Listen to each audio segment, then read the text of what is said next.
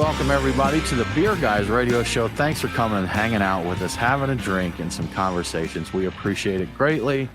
I am Tim Dennis. Brian Hewitt, how the heck are you doing, sir? I'm doing all right. I'm hoping my voice maintains the entire time. I've had some issues with congestion and things, and so if I sound a little extra sexy or a little extra gravelly, it's. I'm going to go with gravelly, a little extra gravelly. Yeah. But so these vocal cords aren't properly paved right now; they're a little broken up. So a lot better than you were this weekend, though. Oh, so, much better. It's strange. Yeah, there were words that just wouldn't, like, you'd say them, and certain words are just like, no, we're not coming out. I basically couldn't make vowel sounds, which was weird. Yeah, I don't know why exactly, and I've not had that level of borderline laryngitis in like a long time, like a decade or more. And when was the last time you even heard somebody say the word laryngitis? I don't think it's even a thing anymore, but apparently I had it. Yeah. I feel like I used to hear laryngitis a lot more.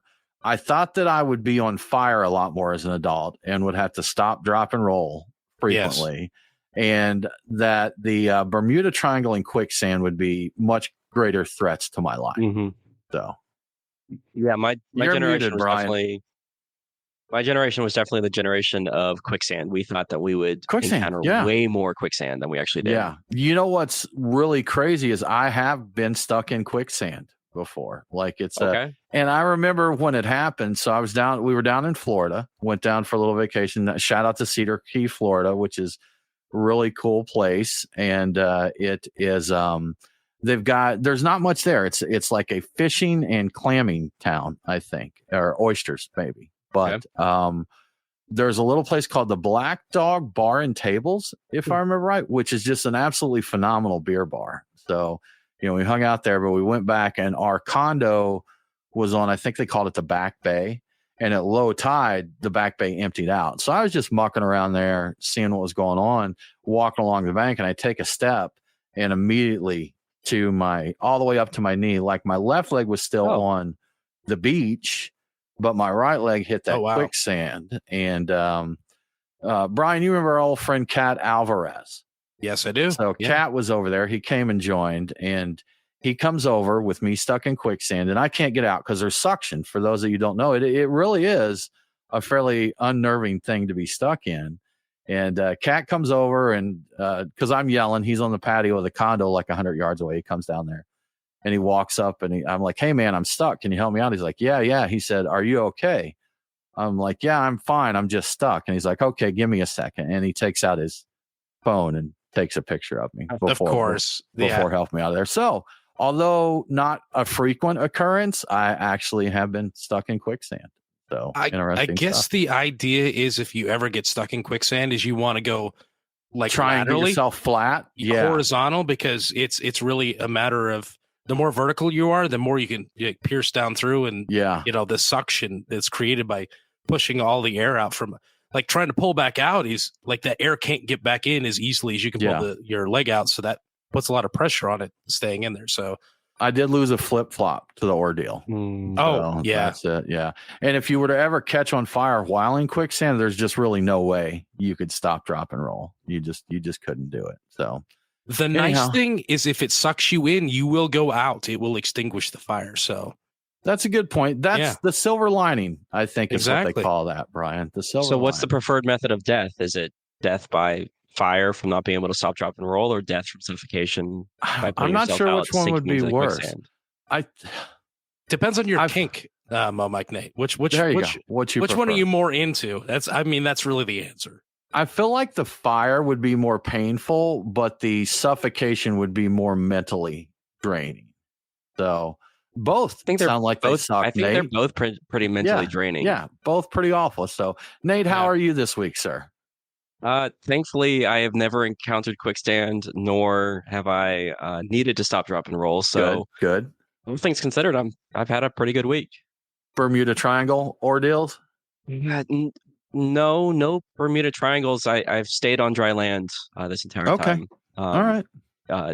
Like Brian with his recent laryngitis run-in, I have been sick the last couple of weeks. So this week was kind of my first week that I felt better. Okay. So that's good. It's going around. Yes. Guys, what are we drinking this week? Brian, what in the world are you drinking this week? So I pre-gamed with a Von Trapp Live Oak Brewing collaboration called Stowe Style Smoked Helles Lager, which is, as the name implies, a smoked Helles Lager. You'd love that, Tim. That's right up your alley. Oh, wait, you hate smoked beers. It's the opposite. Yeah. You would hate that. It's actually the other way around. It's not bad. It's very on the light side. It is probably maybe a little higher on the smoke than you would prefer, but it's a really enjoyable, easygoing smoke lager. I liked it. I would drink it again. I think it's the kind of beer that I think you need to be in the right mood for. So smoke is one of those things that, as a blanket statement, I can say I don't like smoked beers because that's a pretty accurate statement. But I have found a couple that I enjoy, especially in like a big stout with a smoky note. I think that's pretty enjoyable, but a smoked Helles, especially if it's very smoked. No, we had a brewery here, bless their hearts, that did a smoked sour ale, and the combination of sour and smoke absolutely did not do it for me at all. That's a fun combination. Yeah.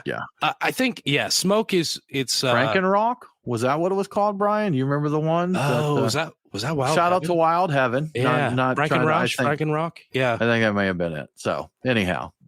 They did have one. You know what? Yeah. I do remember that. And it was, I kind of liked it. It was, That's what I said. I know there's people that liked it, but for me, it just didn't do it at all. No.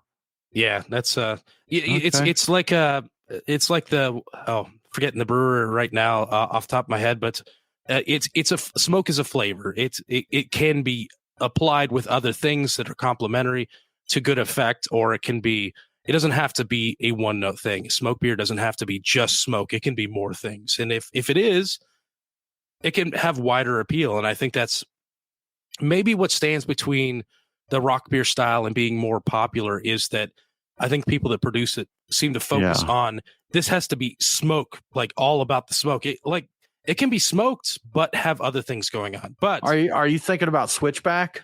I am thinking about Switchback. Yeah, Bill Cherry was Switchback, who was super nice, and they sent us a nice smoked beer tasting kit, and he was explaining how the different percentages of smoke malts that he used, the different ones, and he was definitely one, that the smoke is a flavor. And that was for anybody into smoked beers, if you get a chance to check out Switchback, it's an absolutely wonderful way to explore all that you can do with smoke, from a light smoke on up, how it blends with the style, how it's applied in the beer. So yeah, he's definitely a fan of the smoky beers. For sure. Yeah. But anyway, getting back to my beers of the week.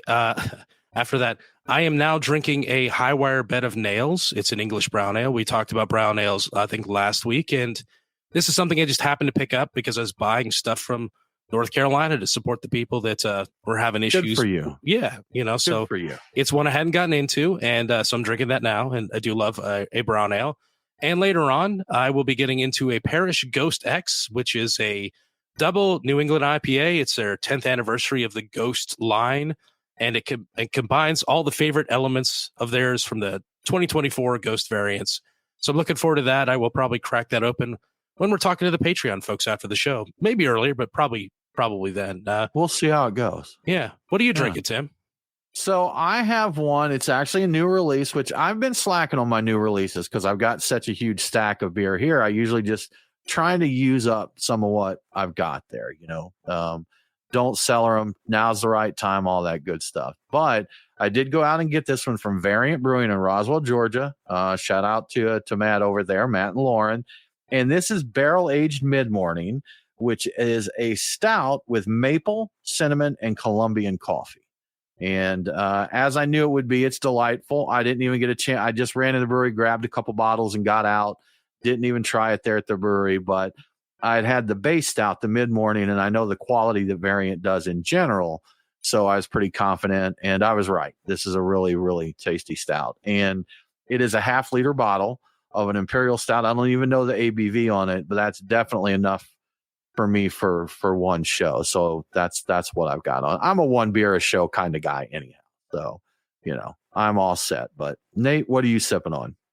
I am sipping on something that is not beer. For it in our show notes. I ran out of my alcohol-free beers and did not procure any for tonight's show, so I have a batched non-alcoholic clarified pina colada that I made a couple weeks ago, and so I am drinking a cocktail that I made that is not showing up in the live stream. But okay, so it's just looks like a glass of water, basically, a little hazy water. That clarification process just means that I had a acid plus fat, and the fat will curdle, and it pulls a lot of the opaqueness out of the beverage, and so it leaves like this mostly see-through beverage. Yeah. And what is the purpose of that? Mouthfeel. It makes it more velvety, and it's also presentation. So I'd say those are the two reasons why. Okay. See, I would think having the fats. I would think having the fats in there would keep it more velvety, smooth, and all of that. So, interesting. Okay. I'd try it. I ain't scared. Well, you definitely succeeded in clarifying it because it looked like water. So, success. Yeah, pretty clear stuff there. So. That's something I would like to mess around with in cocktails in general, because I have heard really good things about it. And unfortunately, clarifying something does not remove the lactose from it, I don't believe. So I think you keep some of the sugars in there, right? This is lactose free. I use coconut cream. Oh, that's right. Okay. Oh, interesting. Okay. Well, Brian, moving right along here, sir. We have an update on the We Love LA Relief Beer. Yes. So since we talked about it on the show a few weeks ago, a lot more breweries have signed up to participate in the We Love LA Wildfire Relief Beer, if I can get that out. There are now over 170 breweries that have committed to brew a special beer and donate the proceeds to charities that support those affected by the wildfires in California. I remembered to take another look at the campaign after I saw an email from the brewery announcing that they were getting involved, and which is I like seeing that, announcing they're getting involved, because that gets in a lot more people's inboxes, and a lot more people will see it, and a lot more people become aware of it once that happens. There is also a new dedicated website for the relief beer. Originally, it was just hosted on the Common Space Brewing website, but now it's got its own domain, welovelabeer.com. That's all one word, no punctuation. Check out the website to sign up and to see who else is participating. You'll see the available supplier donations that are there. There's quite a few of them. And there's also an FAQ section to answer all the questions you might have about the product or the project. So, go out and do it and make a beer. And, that's what I look forward to drinking some of them. Yeah, always from Georgia. Always nice to see, breweries getting involved with their communities. They always do. It's been tough, man. Like we talked about, it was longer ago than I realized, but we're still reeling from Helene coming through over here on our side of the country. But it's rough stuff, man. Rough stuff. I do want to say that I looked at the list, and they still have it split out by California participating breweries and breweries from other places, including outside the country even. There are no Georgia breweries involved yet. So I'm surprised by that. I assume there will be soon, but not yet. But I'm sure they'll get involved there, man. They always do. We always get a few that everybody likes to support each other. I mean, I think even in a tough market, even in the tough craft beer climate like we have right now, people still try and get in and do stuff like that. Everybody likes to lift each other up. That's for sure. So good stuff, Brian. Big news this week. Big news out of the Brewers Association and American Homebrewers Association, who have functioned together for many, many years. I believe like 40 years. They merged like 40 years ago. But they did announce that they are going to split into two separate organizations. 40 years of partnership, and the American Homebrewers Association and the Brewers Association are officially splitting up. But there's no drama here, so don't worry about that. Or, it's time to be disappointed if you're looking for juicy drama. It's an amicable split. The reason behind the split is the Homebrewers Association members and their leaders wanted greater independence, and they're looking for a renewed focus on homebrewing enthusiasts. So I guess that was getting lost a little bit in the whole workings of the greater machine. It wasn't a quick decision either. The idea emerged back in 2023, and they did some extensive research, and they did some surveying of their members, make sure that everybody was on board with it. It seemed like it was well received. the board of the Brewers Association also approved this move for the AHA to go to an independent 501c status. They did this in late 2024. So if all goes to plan, the American Homebrewers Association will operate independently by the end of the year. In the meantime, they are looking for an association management company to handle the daily operations that were formerly handled by the Brewers Association. So that's going to take a little time to nail down. The BA will continue to provide seed funding and deferred membership dues to support the Homebrewers Association's transition. So they're going to need a little help while they're doing it. So it's a positive thing all around, I think, from the sound of it. It will mean that the Great American Beer Fest and the homebrew judging competition, that sort of thing won't probably still happen together. I don't know. I'm not sure what it's going to mean for that, but the AHA will be able to focus more of their resource and more of their time directly on people who are into brewing beer, basically. At home. Yeah. Well, that's GABF and the National Homebrewers Conference. They've been held as separate events anyhow. So I was going to say, they can still do stuff together, which I'm sure they could. They can still come together there. Weren't they announcing some of that stuff at the same time, or wasn't? I know that they there was some mention of the combination of the two in the last GABF, but I don't know. I think that they did bring some in, with some changes, with the changes to GABF last year. They did do they did have a section like for homebrewers for the AHA, and they did more that was homebrew focused, homebrewer focused there. So it did sound like they were trying to appeal to a wider audience, because I know they also had some non-beer beverages. I think maybe some THC CBD beverages were included there, and some other things. I don't recall off the top of my head what all it was, but I do know that the GABF did kind of expand what they did last year. And again, changing beer climate, trying to appeal to more people, to keep them coming in. That's makes sense. So I'd be curious to see, how this develops going forward. But AHA is great. I haven't been in it in a while because, Brian, we just haven't brewed in so long. But just a wonderful resource. And I know some of these big names, like I think, was it Denny Kahn? I think I saw was going to be on the new board there. And you had like Charlie Bamforth, that is the professor at UC Davis. I think it is the where the brewing program is.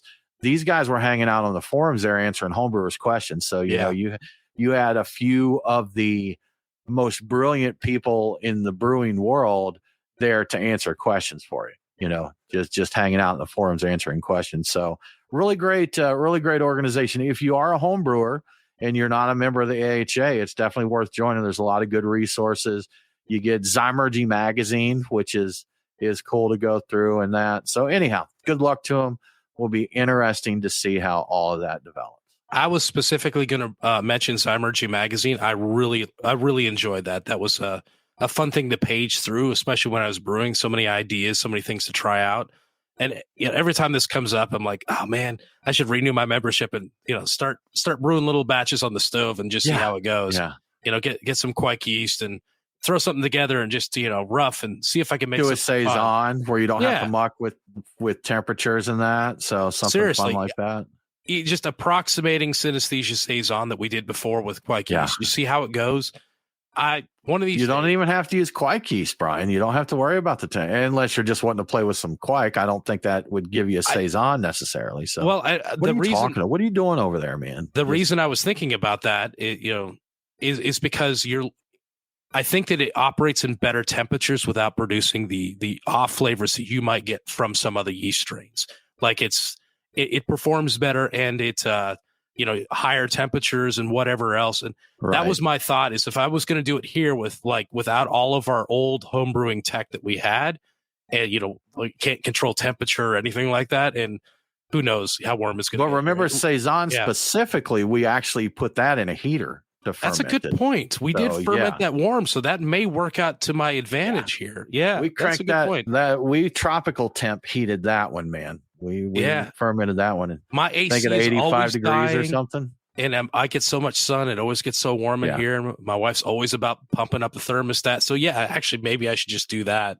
That might be perfect. You'd be good to go, man. Make you a little device where you can hang them out the window there. And that way Uma won't get upset about you having homebrew gear around the house. And I'm sure that your condo won't mind a few carboys hanging out of the 30th floor or whatever it is you're on there. As long as I explain it to them, oh, yeah, it's just beer hanging out the window. I'm just fermenting beer. Oh, that's great. Carry on, Mr. Hewitt. Carry on. Well, Brian, big news out of California, Toronado. And I think a lot of folks probably know that name. If you don't, Toronado is a very, very famous beer bar. And I think it's in the Haight-Ashbury area of it's on Haight Street there, or if it's street. I don't know my Haight and Ashbury that well, Brian, but it's in that area. Famous beer bar, very well regarded, and the owner, Dave Keene, is retiring, 38 years, and he's ready to call it quits. So Tornado's up for sale. That's right. Yeah, the historic, iconic dive bar and termed craft beer bar is up for sale. After 38 years, in addition to a lengthy list of craft beer taps, Toronado is known for their annual barley wine festival. It's hosted for over 30 years. The asking price for the establishment is, I guess for San Francisco, this is a reasonable price. It's $1.75 million, but that also includes a neighboring commercial space. So there might be a lot more stuff that you can do with that if you do pick it up. If the listing is any indicator, it seems that the owner is looking to sell Toronado to someone who's interested in continuing its legacy as a craft beer destination with a comfortable dive bar atmosphere, which is what it's known for, part of the charm that it has. And hopefully the new owner will continue the Barley Wine Festival and some of the other events that they do. Toronado plans 10 days of events during San Francisco Beer Week to celebrate Keene's contribution to craft beer and to reminisce with the fans and the patrons. So, yeah, it's out there. This may not be the end of anything, but you never know. With a sale, you don't know what the new owners are going to do. And it really depends on who he decides to sell to. So, yeah. And like you said, Brian, I am definitely not an expert on, Bay Area real estate, but that sounds like a really reasonable price, doesn't it? I mean, for that area. So I would think, yeah. I mean, who knows though? Who knows? But, I hope they keep it going, man. I love a good dive bar, especially a good craft beer dive bar. And I was thinking about what we've got here in Atlanta. So we have the Porter Beer Bar and Brick Store Pub. And I'd say the Porter kind of leans dive bar more than Brick Store was. It's closer. Yeah, it's closer. I don't think we're full dive bar, but I think the vibe there is a little more. But both just absolutely. I actually haven't been to the Porter since it reopened under new ownership, so I can't speak to the new vibe. But a good dive bar with a good beer selection, I'm on board for it for sure. Yeah, absolutely. Have you been to Toronado, Brian? You ever been? I never have. I haven't been to San Francisco in, I want to say I was 5 or 6 years old the last time I was in San Francisco. I've been to LA as an adult, but not San Francisco, which is a shame. I kind of wish I had gone there more recently, but I haven't. Have you been? I have not. I've never been to San Francisco. So you got me beat there, even if it was at 5 or 6 years old. I've never been to LA. I've been to San Diego a couple of times there, which I love. San Diego's awesome. Another awesome spot for beer. So that's a good one to check out. But, this reminded me of Falling Rock there in Denver, which was another institution that unfortunately, shut down there. I did get a chance to visit that one when I went to GABF many years ago, but, yeah, man, it's terrible out there. I guess this one isn't as bad. It's not shutting down. It's just the owner. I mean, if you've been at this 38 years, I get it. Time to take a break. At some point in time, you need to just enjoy yourself and stop running the bar, basically. Right. I don't know. I always kind of envisioned that being like a retirement type of thing. I would just run a bar. And I know that's probably a way more work than I think about it, but you idealize it. I'm going to hang out behind the bar. I'll just be a rag and just wiping down pint glasses, and people will be talking at me and that sort of thing. And, is this a little bit of a romance to it? I'm sure it's just a tremendous pain in the backside.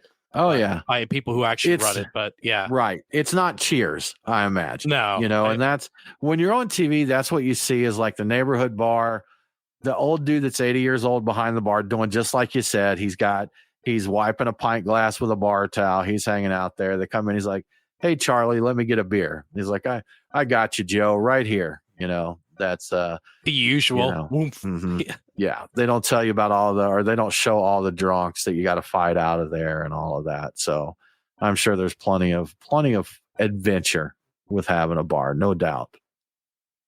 Well, Brian, more news from Sapporo. They just keep coming at us. And the latest one is they have cut 2% of their workforce globally. And I was a little confused on the way the article was titled, the news release that came out on this. But you want to give us a scoop on what's going on with that? I intentionally have omitted the confusing part about percentage of job titles cut, because that's just a way of like messing with the numbers to make them seem smaller than they are. But yeah, things haven't been going too well for that Sapporo Stone combination in the past year. As of the end of 2024, their dollar sales were down 2.6%, and their volume was down 3.2%. Apparently, they're losing a lot in grocery stores in terms of sales, and that's a big part of those numbers. As a result, Sapporo has restructured its team, cutting 2% of all employees. The exact number wasn't mentioned in any articles I saw, but the internet says Sapporo Holdings employs 10,344 people. So if my math is right, that would be roughly 207 people fired, assuming, all of those numbers are accurate and my math is right. So 207 people. In November, Sapporo discontinued Stone's small export business. I think it accounted for like 1% of Stone's actual business. And that sold, so that's gone. And they got rid of the they did a reduction of products as well, and the stuff that would go into distribution. I got a little distracted there, but now they've eliminated Stone's e-commerce business, which sold beer and merchandise, which is shipped both directly to consumer, which Stone began back in 2021. But apparently, from what I read, and I never actually tried buying from Stone, it may have been limited to a few states or a few locations. So I think I may already know the answer to this based on the other cost cuttings we've seen from Sapporo recently. But I wonder how much of the 2% of the employees that were cut were from the Sapporo side of things. I'm guessing that number is not zero, but I have to wonder if it's close to zero, because everything that's getting cut right now is Stone stuff. So it is. Yeah. Sapporo's taking care of their own there, man. Yeah. Just so much that we see with these breweries buying up, no matter who it is. It's this was predicted, Brian, years ago when all these breweries were being bought up by various multinational corporations, and that when the time comes to get cut, there's no love, there's no loyalty, there's no passion, no heart, whatever you want to call it there with having a small craft brewery. They don't care. It's just business. We were talking the other day about some of the breweries that have gone out of business in Georgia. Yeah. And we've had a couple that they're like, hey, we can't make it. We've got to shut our doors. And then after saying that, they get re-energized, or maybe they see a ray of hope or something, and they put a GoFundMe up to get people to help support. And y'all, I mean, nothing, no hate towards any brewer that has done this. But if you're a consumer, if you have love for that brewery, and that's where it comes from on their end too.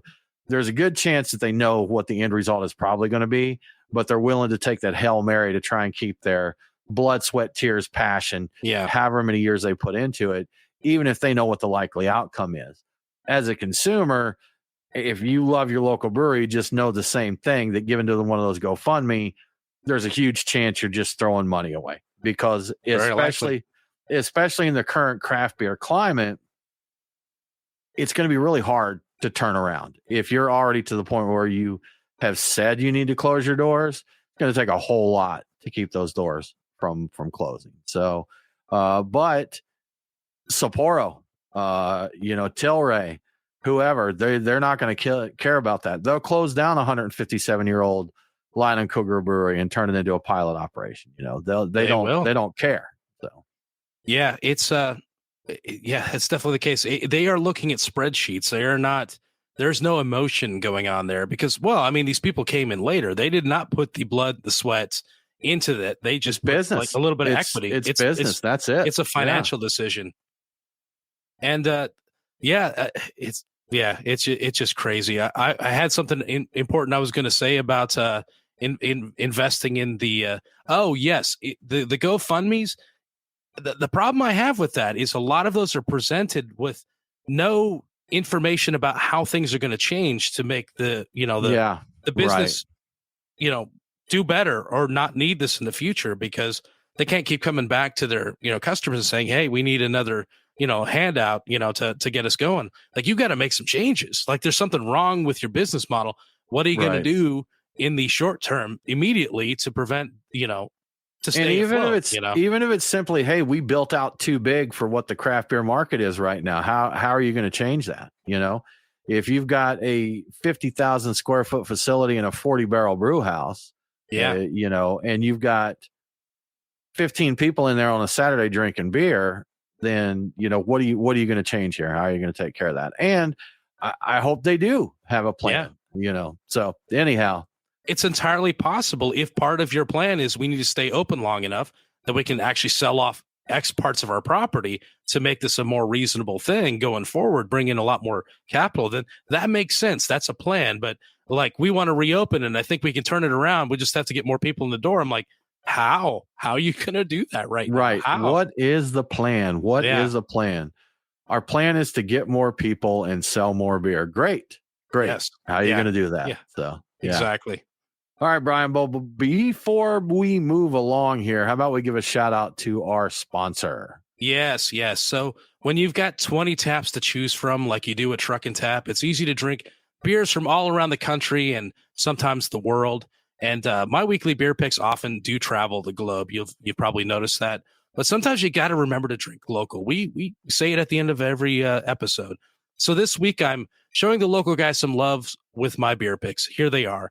At Truck and Tap Woodstock, I'm going with Creature Comforts Familiar Unfamiliar. It's described as a crisp and clean West Coast Pilsner with aggressive hopping. Hang on a second. Does that mean this is a cold IPA? Anyway, I'm gonna get it, and I'm gonna find out for myself. And I think you should as well. At the Duluth location, I'm getting Gate City's Fast Fjord IPA. The name here and the way I said it, really, really funny. I hope you caught that. May have clued you in that this IPA is fermented with Norwegian Quake yeast, which is a beer trend of yesteryear that we don't hear about much anymore. The featured hops, El Dorado, Citra, Galaxy, Nelson Sauvin, and Mosaic are also pretty enticing. So this sounds like a fun beer. I would like to drink this. At Truck and Tap Alpharetta, my pick is Bold Monk's Umibozu Premium Lager, at least in part to keep my picks from all being IPAs or IPA adjacent anyway. Also because a clean, dry jasmine rice lager sounds really refreshing. And I bet this beer would go well with anything from the day's food truck that happened to be there at Truck and Tap. So consider ordering that. And finally, at the Lawrenceville location, I'm going with the new Nelson Sauvin Cryo edition of the Side Bay line from Wild Leap. As the name implies, it's an experimental hazy IPA brewed with Nelson Sauvin Cryo hops. Wild Leap makes some great IPAs, and I'm always grabbing a fresh one when I see it. And if they come out with a new one, I'm definitely grabbing that. And the side bays are usually new ones. So the next time you drop by Truck and Tap, drink those interesting beers from around the world. But remember to save a little room for the local guys and to see what local beers are currently pouring. Head over to truckandtap.com for a complete tap list and a list of events and everything else going on at Truck and Tap. And thank you to Truck and Tap for your continued warm support. Thank you, Truck and Trap. Yeah. Truck and Tap, you guys are the best. Truck and Trap, that could be something too. I mean, that could be a new business. Zach, we'll give you a call, man. We have a new business idea. The new business idea. I don't know what it's going to be exactly, but could be interesting. We have an idea there. Yeah. Brian, there are certain stores and chains in that do their own beers. Have you seen, I know 7-Eleven was a big one that had some of their own beers and things, but here in Georgia, we have a convenience store chain called Quick Trip. And I think they were actually founded in Oklahoma, but we're down this way. I think like the Northeast, there's Wawa is a popular one up there. Yeah, I think so. And I would say that's our version. I would bet, listen to the people that are fans of Wawa. If I were to compare Quick Trip to Wawa to someone who was a Wawa fan, I would probably be told how horribly wrong I was, because they talk about like their sandwiches and all that. We got a little lunch counter at our Quick Trips, but it doesn't sound like it's the same as a Wawa. Is Wawa the place that packages steaks and cans of beer like shrink wrapped together as like a package? I don't think so. I think that was actually a grocery store. Maybe that was I saw that a grocery store? So, yeah, like there was a baked potato and a steak and a can of beer all shrink wrapped in a tray together. So because that would be pretty epic. It could have been. But Brian, all of that to say that Quick Trip back in the day had a beer back in the 70s called Quittin' Time, and it's coming back, baby. It is coming back. Yeah. Quittin' Time premium beer is coming back 40 years later. The beer is being brewed by Marshall Brewing in Tulsa, Oklahoma. And according to the Untapped entry for it, and this is the only place I could find any information on the actual style of the beer, it's categorized as a cream ale, which surprised me a little bit. I kind of figured it would just be an American light lager. But here's the thing. The beer is a lot more scarce than Quick Trip locations because around here, they're everywhere. At the moment, this beer will only be available at Quick Trips in a few areas around Oklahoma. I think it's starting in Tulsa and maybe Wichita. But according to the article I read, additional markets are, quote, under consideration, unquote. So Quittin' Time may be in your future. If you happen to live where it's available, you have your choice of 12-ounce six-packs or 19.2-ounce stovepipe singles. And I got to tell you, I really need one of those for Long Beer Friday, and I can give you my address. You can send me one. I would help us out. Help Brian out. Love a Quittin' Time stovepipe. That would be amazing. That would be fantastic. I hope they make it around. I don't know if this is going to get outside of Oklahoma, to be honest, but maybe. We have done pretty good at acquiring beers that aren't necessarily in our neck of the woods, Brian. So I would bet that we could do that. So yeah, any of our listeners in Oklahoma that can help us out, we would even be happy to send you some of our Georgia beers. Oh, sure. If you want, we can make magic happen there. So let us know if you got some QT Quittin' Time. Excellent. Yeah. Be good to try. Yes, I will send you all the gas station stovepipes that you want from here. Easily, we'll trade. We do have a pretty good selection of stovepipes at most of our convenience stores. We do, yeah.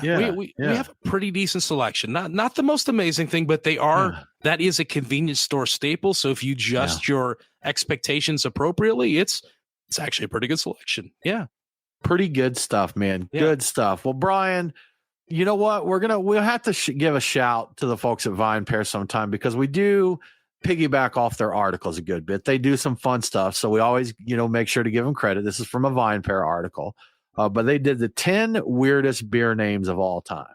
So I've heard some weird ones, Brian, but you want to share some of the ones that they shared? Yeah, I'm definitely going to want to hear yours, but these are the official 10. And I think after looking at the list of them, they may be alphabetized by the brewery, not in terms of weirdness, but here goes. So Burial Beer Companies, I once left my mind in a Bed Stuy juice bar. And I don't know what a Bed Stuy is or Bed Stuy. That's a weird, that categorizes, that's definitely weird. Absolutely agree. Duclaw Brewing's Sour Me Unicorn Farts. I've seen that beer here. I've had it. It's an all right beer. It's a interesting, weird name. Evil Genius has Purple Monkey Dishwasher, which I guess might be a Simpsons reference, but definitely weird.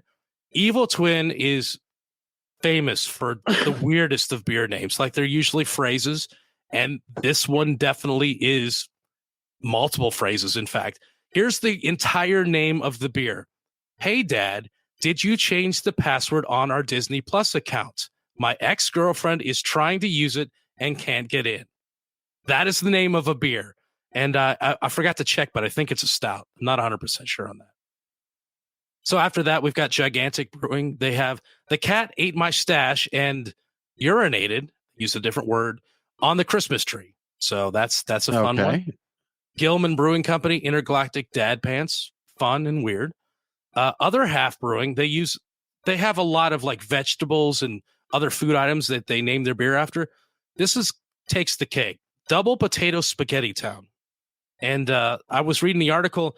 They don't even know why it's called that. They don't. Okay. Apparently, nobody knows why this beer has that name. Double Potato Spaghetti Town.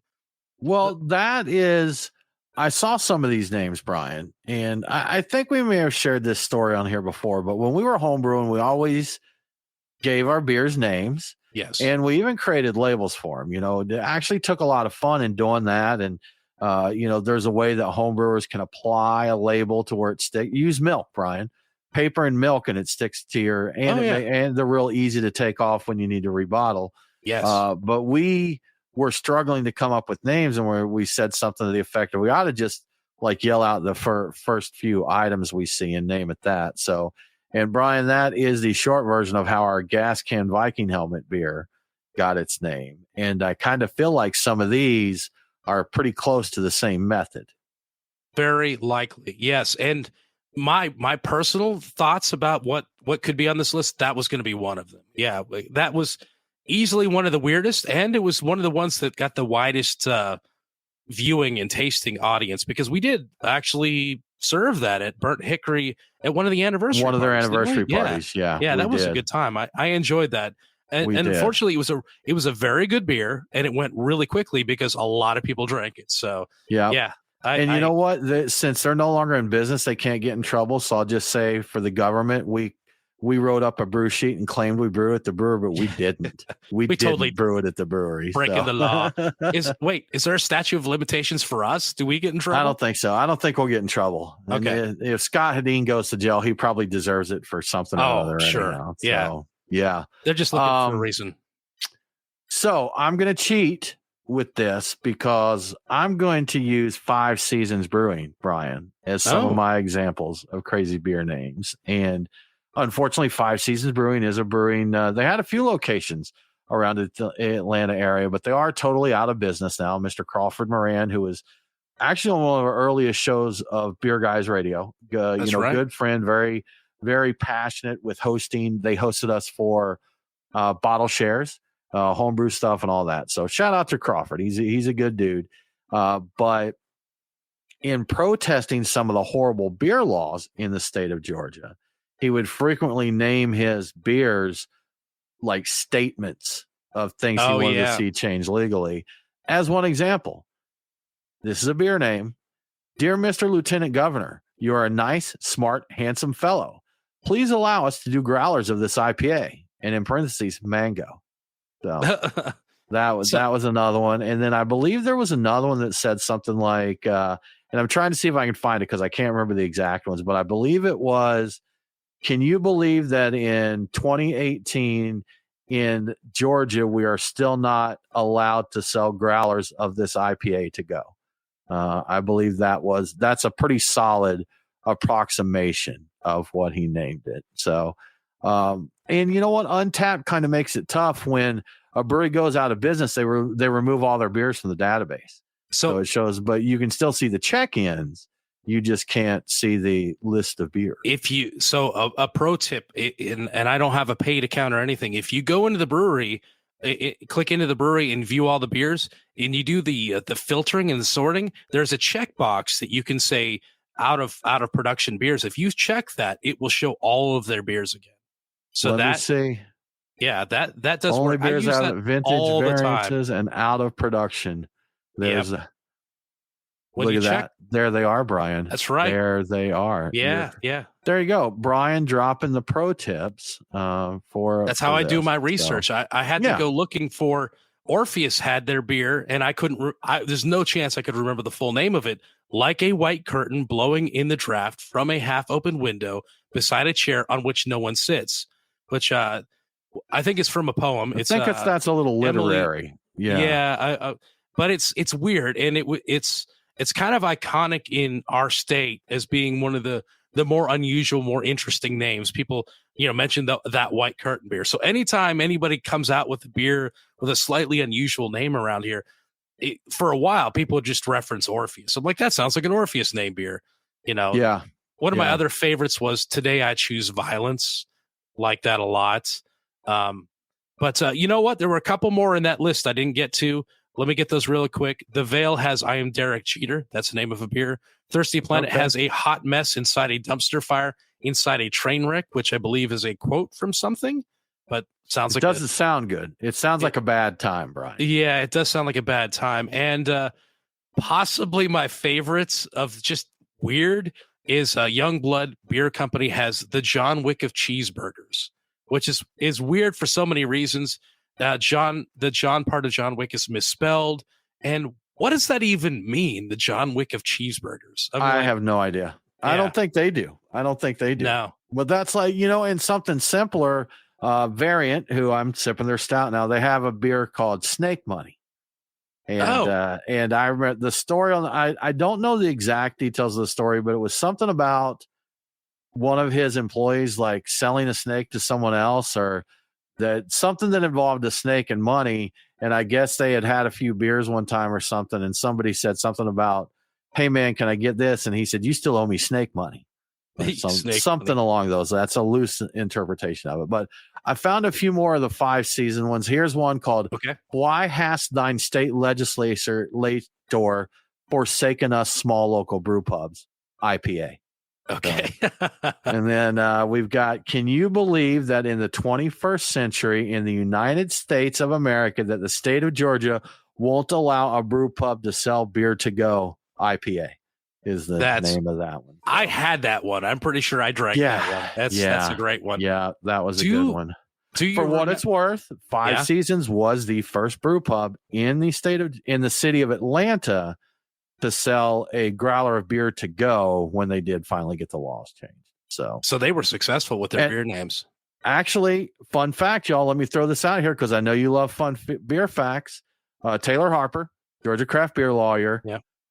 He didn't even have to get the laws changed because technically they could have been doing it all along because it was not specifically prohibited, was basically what it worked out to be. That they were being told they couldn't do it, but the way the law was written, it was not a prohibited thing. So you just had to use different terminology for what you were doing. And I think they wrote in to make it official that they could do it in that. But the kind of the funny thing is once all the laws are read and that, it's like, well, the way this is worded, you totally can do that. You can do this. So anyhow, there's some of the crazy beer names out there. There was one other one that was really off the wall, and it actually got national news.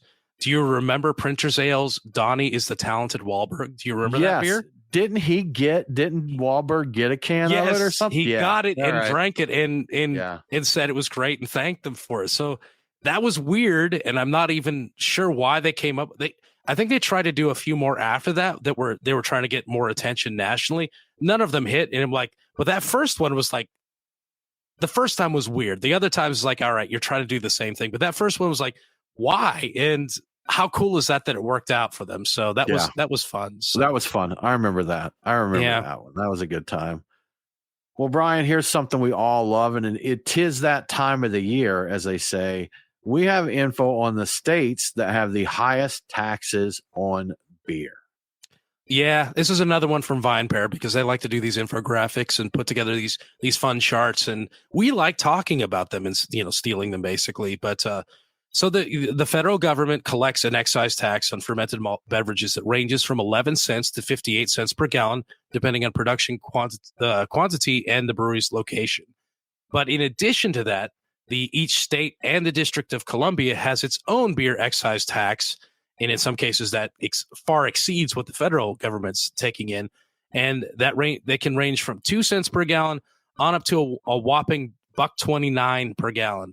Crazy. And I don't know if you've looked at the list, but what states would you have assumed would have the highest, alcohol, taxes on beer so per here's gallon? The thing. I would have said California out of the gate. Yes. But then I thought they're pretty beer friendly there, or alcohol friendly wine and that. So I may not have said that. I think Texas may be a contender. I would think maybe Utah, Mississippi, Alabama kind of places, maybe New York, Rhode Island, Connecticut. I think that's like half the states anyhow. So there's some of my guesses. I probably would have guessed places like Alaska because of the distance and everything, or Hawaii, maybe Hawaii more than Alaska. And I definitely would have guessed New York because New York has just got the reputation as being a high tax state. I'm completely wrong in New York. It's not in the top 10. I don't know where it is. And let's see, Hawaii is number 3. So I would have been right on that. So, but Hawaii is tied with Kentucky at number 3. Kentucky, of all places, 93 cents tax per gallon. The number 1 spot, and I've actually heard this before, but it surprises me every time. The highest taxes per gallon of beer for a state is Tennessee, of all places. That's madness. $1.29 a gallon, which is, I guess it's a morality thing. It blows my mind. I feel like talking to some of the brewers of Tennessee, there's some deal of, depending where your ABV is, it changes the way it's taxed. And I think it also changes maybe where it can be sold. Yeah. And I'm guessing you don't have the breakdown of any of that, but I'm wondering if that is like their max on strong beer or something there. That could well be. I think there was the times I was there, you had to buy beer above a certain percentage in like a liquor store, but the other could be in a beer store. And there used to be a division of the two, and I assume there still is. And there were definitely different rules. So I believe that. And seeing that tax rate, I believe that probably still something like that in place. But number 2 is Alaska. And I guess that shouldn't be too surprising. I don't know if it's because it's hard to get there or what the reason. You know what it is? Wouldn't that be on the production? I mean, if they're paying taxes, that's on what's produced there, right? So the fact that they're far away, would that really impact taxes? Because doesn't Alaska like give their people money just to live there? That is a really good point. And yeah, okay. I think, you know what? I think you're right. And they don't really specify. I don't know if it's like on beer brought in and beer sold, like per gallon when kegs, or I don't know how that works. You say beer brats, Brian? Beer brats, yes. Beer brought in. Beer brats in. Yeah, that's my mouth. Yeah, that's right. That's exactly it.